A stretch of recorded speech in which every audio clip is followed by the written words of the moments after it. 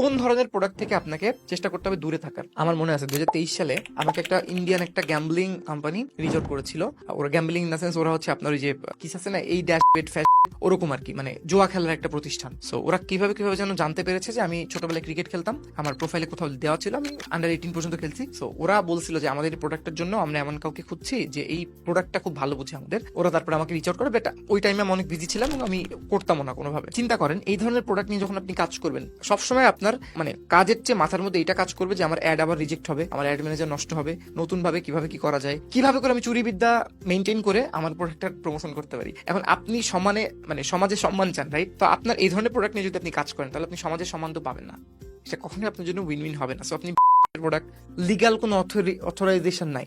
এই জন্যই আমরা নেক্সট লিডার্স থেকে আপনাকে হেল্প করার চেষ্টা করছি, আমরা সাপোর্ট করার চেষ্টা করছি। আমাদের এই ভিডিওগুলো কিন্তু মেইন উদ্দেশ্য টু হেল্প দিস এন্টারপ্রেনার্স।